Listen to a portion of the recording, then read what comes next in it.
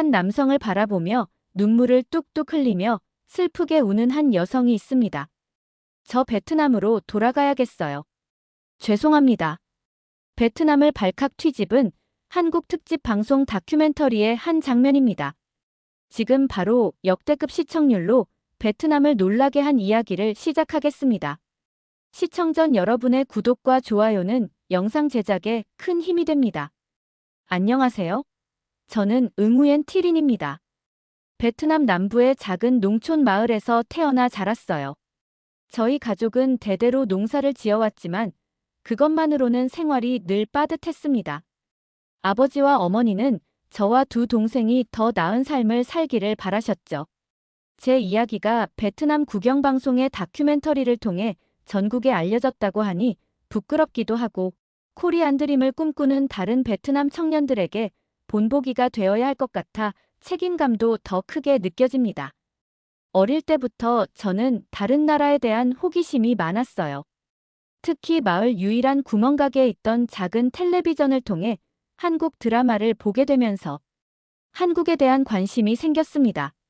매주 일요일이면 마을 사람들과 함께 모여 드라마를 보는 일이 제 유일한 즐거움이었죠. 화려한 서울의 풍경, 세련된 주인공들의 옷차림, 그리고 무엇보다 드라마 속에 나오는 음식들이 저를 사로잡았어요.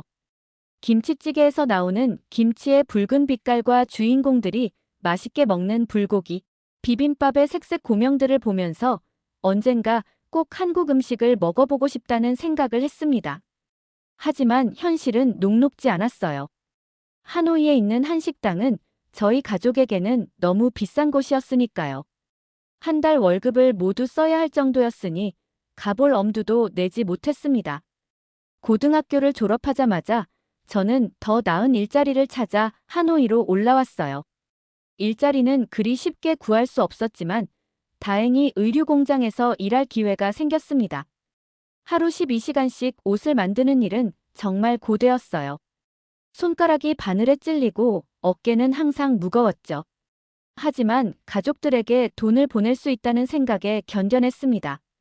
공장 기숙사에서 지내면서도 한국에 대한 꿈은 포기하지 않았어요. 월급의 일부를 모아 작은 한국어 교재를 샀고 바쁜 일과 중에도 틈틈이 한국어를 공부했습니다. 때로는 너무 피곤해서 책상 위에서 잠이 들기도 했지만 일어나면 다시 공부했어요. 한국어 단어들을 작은 종이에 적어 공장 일하는 내내 중얼거리며 외웠죠. 한국 드라마에 나오는 음식들이 자꾸 생각났어요.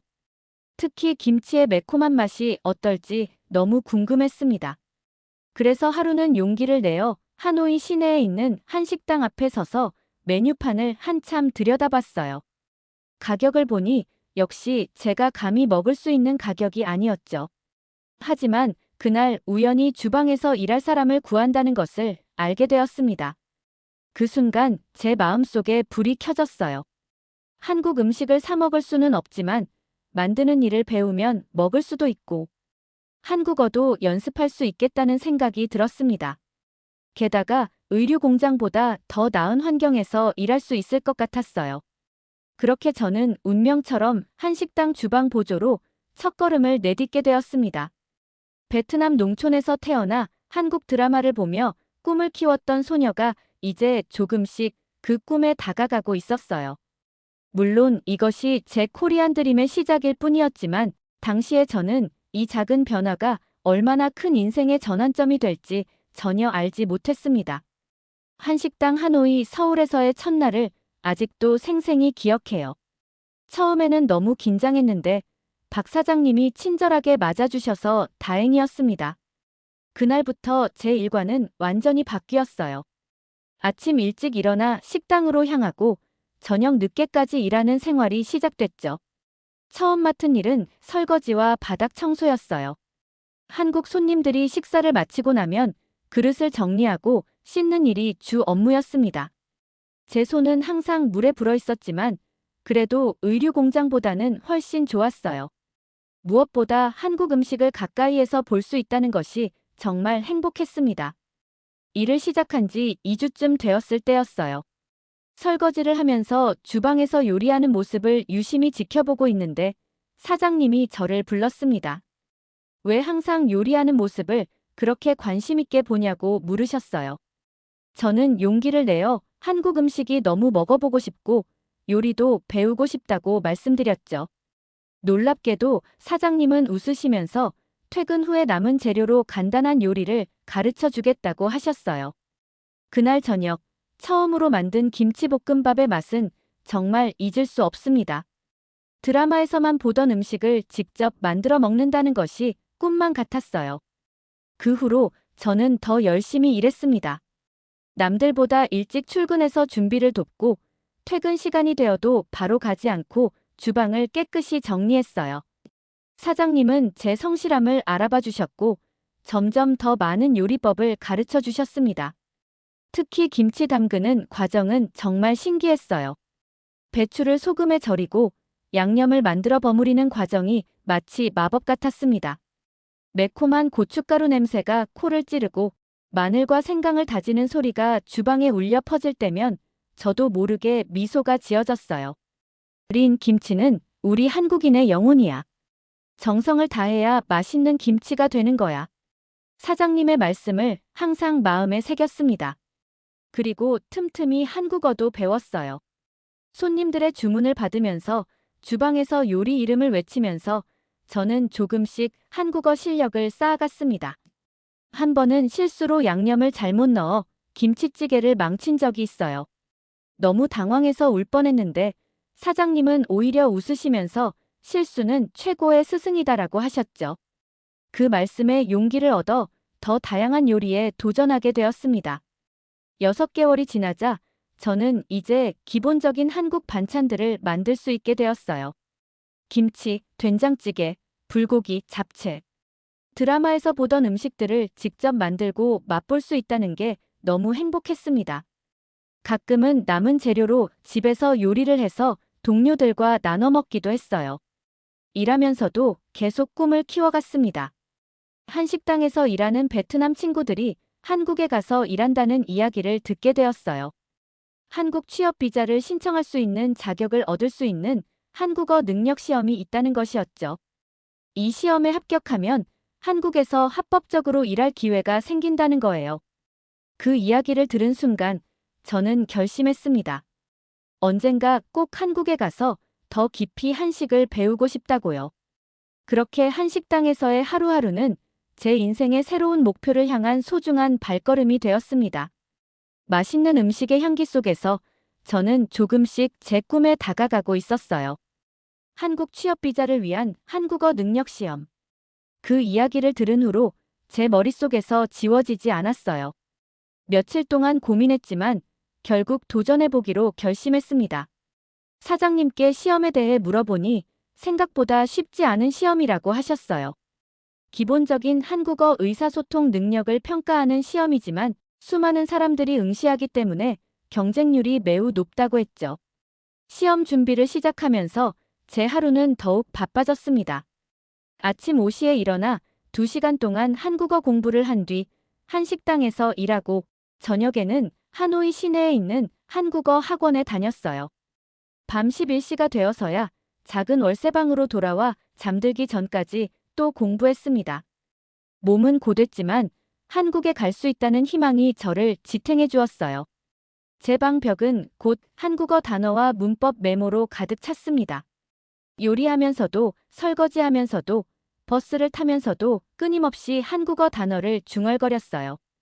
안녕하세요. 감사합니다. 맛있습니다. 매일 반복해서 외우다 보니 한국어가 점점 익숙해졌습니다. 학원에서 만난 친구들도 큰 힘이 되었어요. 모두 각자의 이유로 한국에 가고 싶어 했죠. 공장에서 일하고 싶다는 친구, 대학에 진학하고 싶다는 친구, 저처럼 요리를 배우고 싶다는 친구까지. 우리는 서로 격려하며 함께 공부했습니다. 시험 준비하면서 가장 어려웠던 건 듣기 부분이었어요. 한국어 발음은 베트남어와 너무 달라서 처음에는 단어를 구분하는 것조차 힘들었습니다. 그래서 사장님께 부탁드려 한국 라디오를 틀어놓고 일할 수 있게 해달라고 했어요. 처음에는 거의 알아듣지 못했지만 시간이 지나면서 조금씩 익숙해졌습니다. 시험이 2달 앞으로 다가왔을 때 저는 더 집중해서 준비했어요. 월급의 상당 부분을 학원비와 교재비로 썼습니다. 가끔은 가족에게 보내는 돈을 줄여야 했지만 이해해 주실 거라고 믿었어요. 언젠가 한국에서 더 많은 돈을 벌어 가족들에게 더 잘해드릴 수 있을 테니까요. 시험 일주일 전 모의고사에서 좋은 점수를 받았습니다. 사장님도 제게린, 너는 할 수 있어. 내가 봐도 한국어 실력이 많이 늘었어. 라고 격려해 주셨어요. 그 말이 정말 큰 힘이 되었습니다. 드디어 시험 당일이 왔어요. 하노이 시내의 한 학교에서 시험이 치러졌는데 정말 많은 사람들이 모여 있었습니다. 긴장한 표정, 설레는 표정, 두려워하는 표정. 다양한 감정을 가진 사람들이 저와 같은 꿈을 꾸며 이곳에 모였죠. 시험장에 들어가기 전 저는 잠시 눈을 감고 깊게 숨을 들이마셨어요. 그동안의 노력, 잠 못 이루던 밤들, 포기하고 싶었던 순간들이 모두 이 시험을 위한 것이었습니다. 할 수 있더라, 린. 너는 충분히 준비했어. 스스로에게 말하며 시험장으로 들어갔어요. 시험은 70분 동안 진행되었습니다. 듣기와 읽기로 나뉘어 있었는데 생각보다 문제가 어려웠어요. 특히 듣기 부분에서 몇 문제는 전혀 이해하지 못했지만 최선을 다했습니다. 읽기 부분은 비교적 자신 있게 풀 수 있었어요. 시험을 마치고 나왔을 때 기쁨과 불안이 교차했습니다. 정말 잘 봤을까? 합격할 수 있을까? 결과는 한 달 후에 나온다고 했어요. 그 기다림의 시간이 정말 길게 느껴졌습니다. 시험 결과를 기다리는 동안에도 저는 계속해서 한국어를 공부했어요. 합격하든 불합격하든 한국어 실력을 키우는 것은 제 꿈을 위한 중요한 과정이니까요. 그리고 마침내 그날이 왔습니다. 떨리는 마음으로 결과를 확인했을 때 화면에 합격이라는 글자가 보였어요. 순간 눈물이 나왔습니다. 드디어 한국으로 가는 첫 관문을 통과한 거예요. 시험에 합격한 후 모든 일이 빠르게 진행됐어요.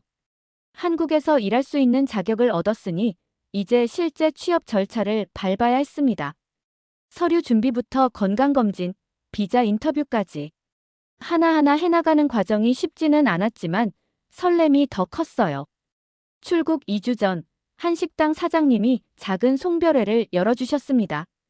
함께 일했던 동료들과 한국어 학원 친구들이 모두 와서 축하해 주었어요. 사장님은 제게 한국 요리책과 작은 주방 도구를 선물로 주셨죠.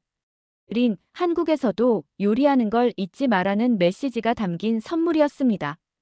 그 순간 눈물이 왈칵 쏟아졌어요. 이분이 아니었다면 지금의 저는 없었을 테니까요. 고향의 가족에게 출국 소식을 알리러 갔을 때는 복잡한 감정이 밀려왔습니다. 어머니는 저를 꼭 안아주시며 걱정과 자랑스러움이 뒤섞인 표정을 지으셨어요. 낯선 땅에 혼자 가는 딸이 걱정되시는 마음이 이해됐습니다.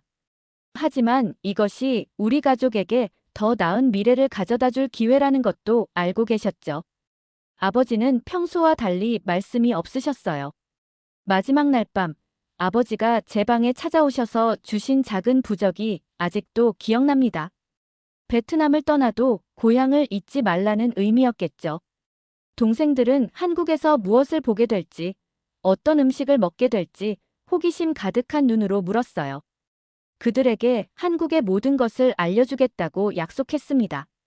출국 전날 밤, 잠을 이루지 못했어요.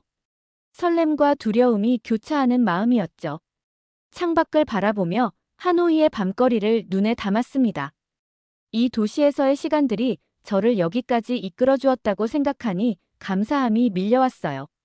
드디어 출국 당일, 공항은 떠나는 사람들과 배웅하는 사람들로 북적였습니다.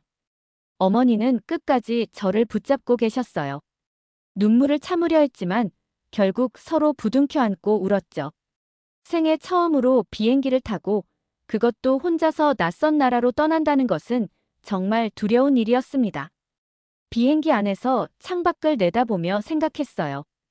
이제 정말 코리안 드림을 향해 가는구나. 하늘 위에서 바라본 구름들이 마치 새로운 꿈처럼 느껴졌습니다. 5시간의 비행 끝에 드디어 인천공항에 도착했어요. 처음 본 한국은 드라마에서 보던 것보다 더 현대적이고 세련된 모습이었습니다. 공항부터 너무 깨끗하고 질서정연해서 놀랐어요. 입국 심사를 마치고 나오니 한국어 학원에서 알게 된 친구 흐엉이 마중을 나와 있었습니다. 흐엉은 1년 전에 한국에 와서 일하고 있었는데 제가 오게 된다는 소식을 듣고 공항까지 마중 나온 거예요. 첫날부터 한국의 바쁜 일상이 시작됐습니다. 흐엉의 도움으로 임시 숙소에 짐을 풀고 외국인 등록증 신청, 은행 계좌 개설 등 필요한 절차들을 밟았어요. 모든 것이 새롭고 낯설었지만 친절하게 도와주는 사람들 덕분에 조금씩 적응해 나갔습니다. 처음 배정받은 직장은 경기도에 있는 식품 가공 공장이었어요. 한식 재료를 만드는 곳이었는데 주로 김치와 장류를 대량으로 생산하는 공장이었습니다. 제 꿈인 요리사와는 거리가 있었지만 한국 식품을 직접 만드는 과정을 배울 수 있다는 점에서 의미가 있었어요. 공장 기숙사에서의 생활이 시작됐습니다. 다양한 국적의 외국인 노동자들과 함께 지내는 경험은 새로웠어요. 필리핀, 캄보디아, 태국에서 온 친구들과 서로의 나라 이야기를 나누며 국제적인 우정을 쌓았습니다. 비록 고향을 떠나 낯선 땅에 왔지만 같은 꿈을 향해 나아가는 동료들이 있어 외롭지 않았어요. 식품 공장에서 근무한 지 약 1년이 지났을 무렵 저는 큰 결심을 했어요. 공장 일도 의미 있었지만 제 진짜 꿈은 한식 요리사가 되는 것이었으니까요. 매주 휴일마다 서울의 한식당들을 찾아다니며 일자리를 알아봤습니다. 이력서를 여러 군데 제출했지만 대부분 경험 부족을 이유로 거절당했어요. 포기하지 않고 계속 도전한 끝에 마침내 서울 종로구에 위치한 한담정이라는 전통 한식당에서 주방 보조로 일할 기회를 얻었습니다. 사장님은 처음에 망설이셨지만 베트남에서 한식당 경험이 있다는 점과 제 간절함이 통했던 것 같아요. 공장을 떠나 서울로 이사하는 것은 쉬운 결정이 아니었지만 꿈을 위해 기꺼이 선택했습니다. 서울 생활은 경기도와는 또 달랐어요. 빠르게 움직이는 사람들, 높은 건물들, 복잡한 지하철. 처음에는 정신이 없었지만 곧 이 활기찬 도시의 리듬에 적응해 갔습니다. 한 룸메이트와 함께 작은 원룸을 구해 출퇴근하기 시작했어요. 한담정에서의 첫날은 정말 긴장됐습니다. 주방장 김현동님은 첫 인상부터 위압적이고 엄격해 보였어요. 40대 중반의 키 큰 남자로 3대째 이어온 요리 비법을 가진 분이었습니다. 저는 가장 낮은 직급으로 채소 손질과 설거지를 주로 담당했어요. 처음 몇 주는 정말 힘들었습니다. 한국어로 빠르게 오가는 주방 용어들을 이해하기 어려웠고 실수할 때마다 현동님의 날카로운 지적이 있었어요. 하지만 저는 결코 포기하지 않았습니다. 매일 가장 먼저 출근해서 주방을 정리하고 가장 늦게까지 남아 청소했어요. 힘든 일도 마다하지 않고 밝게 웃으며 임했습니다. 점점 주방의 리듬에 익숙해지면서 실수도 줄어들었어요. 약 3개월이 지났을 때 놀라운 일이 일어났습니다.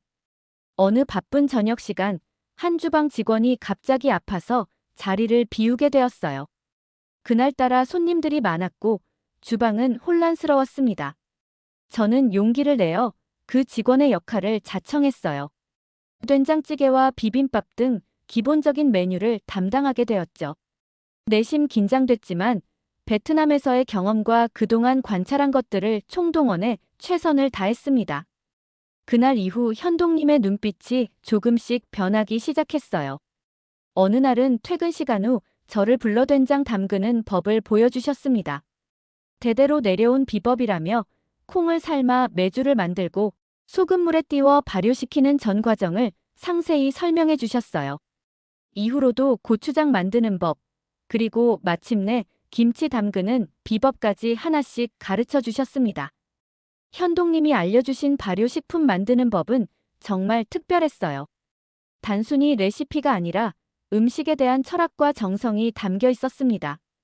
그는 항상 말씀하셨죠. 좋은 장과 김치는 시간이 만들어주는 것이라고. 인내심을 가지고 기다릴 줄 알아야 한다고요. 그의 가르침은 요리를 넘어 인생의 지혜로 다가왔습니다. 점차 저는 주방에서 더 많은 책임을 맡게 되었어요. 김치찌개, 된장찌개, 갈비찜 등 주요 메뉴를 담당하기 시작했습니다. 손님들의 반응도 좋았어요. 특히 제가 만든 김치에 대한 칭찬이 이어졌습니다. 베트남 사람이 만들었다고 하면 대부분 놀라워했죠. 현동님과의 관계도 점점 가까워졌어요. 처음의 엄격함은 누구보다 음식에 진심이었기 때문이라는 것을 알게 되었습니다. 그는 제게 한국 음식의 깊이와 아름다움을 가르쳐 주었고, 저는 그의 가르침을 소중히 받아들였어요. 한국에서 처음으로 진정한 스승을 만난 느낌이었습니다. 한담정에서 일한 지 3년이 흘렀습니다. 이제 저는 주방의 중요한 일원이 되었어요. 김치와 장류 담그는 일부터 복잡한 한정식 요리까지 모두 능숙하게 할 수 있게 되었죠. 특히 제가 개발한 베트남 허브를 살짝 가미한 김치는 현동님도 인정할 정도로 독특한 풍미가 있었습니다. 손님들 중 일부는 저를 직접 만나보고 싶어 할 정도였어요. 주방에서의 위치가 달라지면서 저는 요리 학교에도 다니기 시작했습니다. 월급을 모아 일주일에 2번 전문 한식 조리사 과정을 배우러 다녔어요.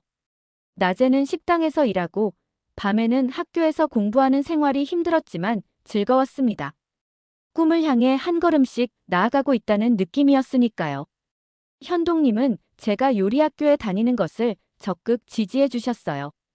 오히려 모르는 것이 있으면 직접 가르쳐 주셨고, 가끔은 휴일에 유명한 한식당들을 함께 방문하며 다양한 맛을 경험할 수 있게 도와주셨습니다.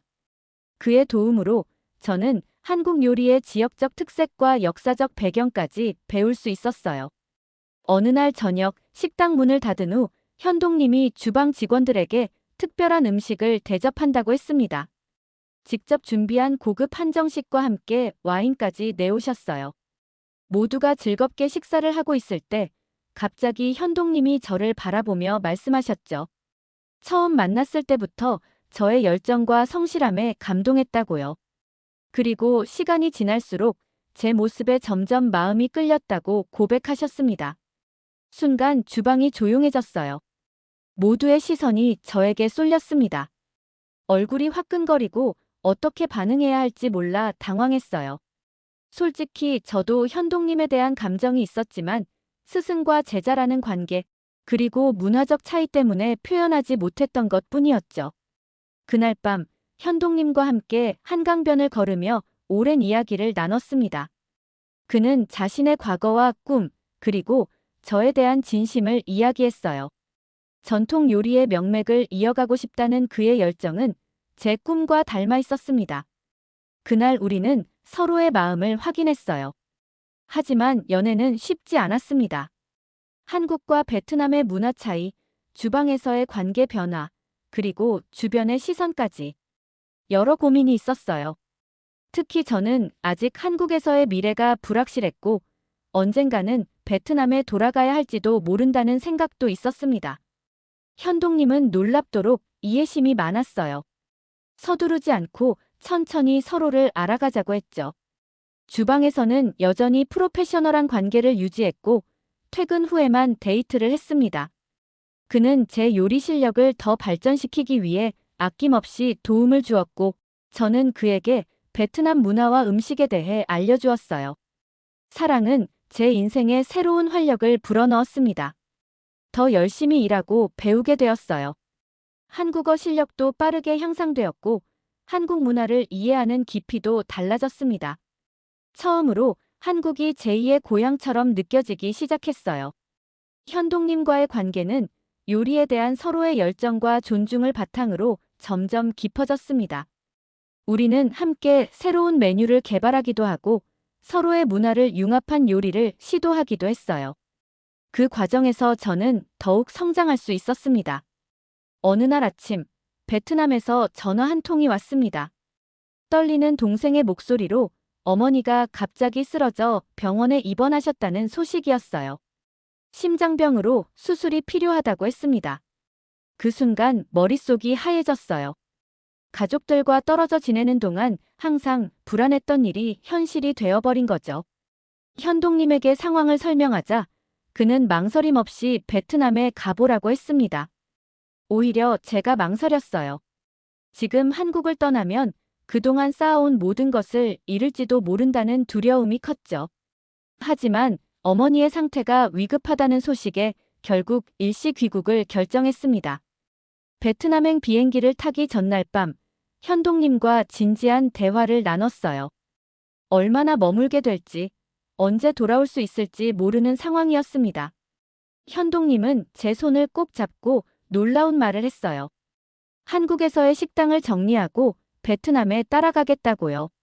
순간 말문이 막혔습니다. 그가 한국에서의 모든 것을 포기하고 저를 따라온다니. 그건 너무 큰 희생이었어요. 저는 그의 제안을 바로 받아들일 수 없었습니다. 먼저 베트남에 가서 어머니의 상태를 살피고 상황을 정리한 후에 연락하겠다고 약속했어요. 현동님은 아쉬워하면서도 이해해 주었습니다. 그리고 어떤 결정을 내리든 자신의 마음은 변함없을 거라고 말해 주었어요. 베트남에 도착하자마자 병원으로 달려갔습니다. 병상에 누워 계신 어머니는 제가 기억하던 것보다 훨씬 쇠약해 보이셨어요. 그래도 저를 보시자 환하게 웃으셨죠. 의사 선생님의 설명으로는 수술은 성공적이었지만 회복에 시간이 많이 필요하다고 했습니다. 아버지와 동생들은 농사일과 학업 때문에 어머니를 제대로 돌볼 수 없는 상황이었어요. 상황을 파악하고 나니 제가 한동안 베트남에 머물러야 한다는 것이 분명해졌습니다. 현동님에게 솔직하게 상황을 설명했어요. 어머니의 회복을 위해 최소 1년, 길게는 2년 정도 베트남에 있어야 할 것 같다고요. 그에게 미안한 마음이 컸지만 가족의 위기 앞에서 다른 선택지가 없었습니다.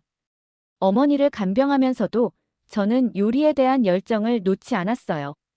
한국에서 배운 요리 기술로 어머니에게 영양가 있는 식사를 준비해 드렸습니다. 특히 된장으로 만든 국은 어머니의 입맛에 딱 맞았어요. 베트남 재료로 한국 요리를 변형해 만들다 보니 자연스럽게 새로운 맛이 탄생하기도 했습니다. 이웃들에게도 한국 음식을 소개하기 시작했어요. 김치, 불고기, 된장찌개 등을 베트남 사람들의 입맛에 맞게 조금씩 변형해서 만들어 주었죠. 반응이 생각보다 좋았습니다. 특히 베트남 허브를 넣은 김치는 대박이었어요. 몇몇 이웃들은 저에게 요리를 배우고 싶다고 하기도 했습니다. 간병과 요리를 병행하면서 1년이 흘렀어요. 어머니의 건강은 많이 회복되었지만 여전히 누군가의 도움이 필요한 상태였습니다. 그동안 현동님과는 영상통화로 자주 연락했어요. 그는 내내 저를 기다렸고 한국의 소식을 전해주었습니다. 그리고 여전히 베트남에 오겠다는 의지를 굽히지 않았어요. 어느 날 밤 어머니가 저를 부르셨습니다. 그동안 제가 한국에서 어떻게 지냈는지, 현동님과의 관계는 어떤지 물으셨어요.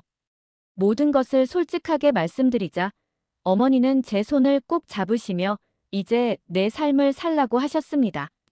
더 이상 자신 때문에 꿈을 미루지 말라고요. 그 말씀에 저는 결심했어요. 이제 새로운 시작을 할 때가 왔다고. 어머니가 건강을 거의 회복하셨을 때 저는 현동님에게 약속대로 연락했어요.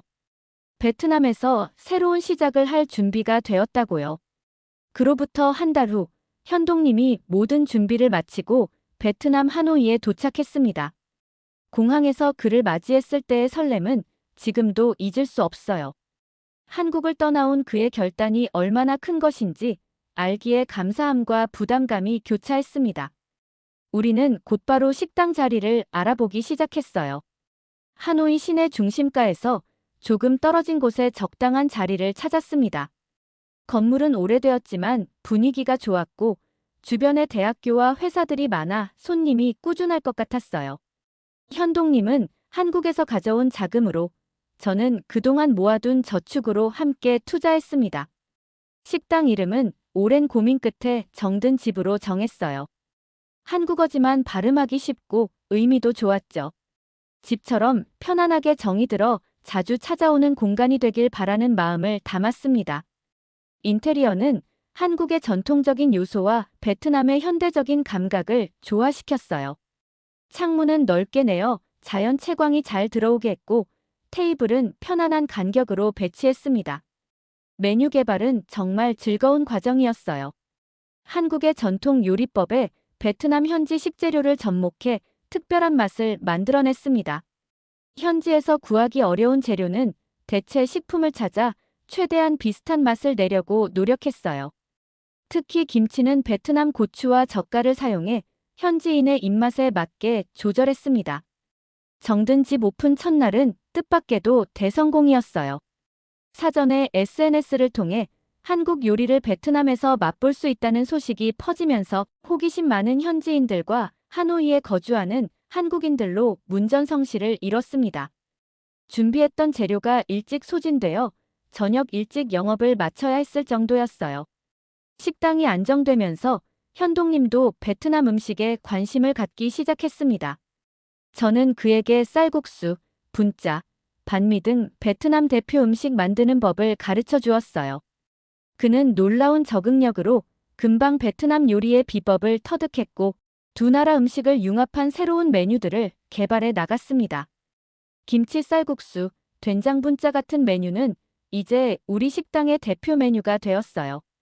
식당을 연 지 1년이 지나자 단골 손님이 많아졌고 하노이의 맛집으로 입소문이 났습니다. 한국 관광객들도 여행 정보 사이트를 통해 찾아오기 시작했어요. 직원도 처음 2명에서 6명으로 늘었죠. 저는 한국에서처럼 그들에게 요리를 가르치며 또 다른 보람을 느꼈습니다. 베트남 방송국에서 우리 식당을 다큐멘터리로 촬영하자고 제안이 왔을 때는 정말 놀랐어요. 코리안 드림을 이룬 베트남 여성이라는 주제로 제 이야기를 다루고 싶다고 했습니다. 카메라 앞에서 이야기하는 것이 부끄러웠지만 제 경험이 누군가에게 용기가 될 수 있다면 의미 있을 거라고 생각했어요. 다큐멘터리 마지막 촬영날, 카메라 앞에서 저는 진심을 담아 이야기했습니다. 한국 덕분에 제 인생이 완전히 변했어요. 그리고 평생 함께할 동반자도 만났죠. 저는 한국 생활 적응을 도와주었던 모든 한국인 친구들에게 감사 인사를 전했어요. 특히 하노이 서울 식당 사장님, 첫 직장이었던 식품 공장 동료들, 그리고 무엇보다 현동님에게요. 카메라가 정든 집의 바쁜 저녁 시간을 담으며 행복하게 요리하는 저와 현동님의 모습을 비추었습니다. 베트남과 한국의 음식 문화가 어우러진 이곳에서 새로운 꿈이 시작되고 있었어요. 코리안 드림은 끝이 아니라 또 다른 시작이었습니다. 이제 우리는 베트남 코리안 드림을 함께 꾸고 있어요. 오늘의 사연은 여기까지입니다. 사연이 마음에 드셨다면 구독과 좋아요, 알림 설정 부탁드립니다. 댓글로 여러분의 의견을 많이 나눠주세요. 감사합니다. 지금까지 감독 노을이었습니다.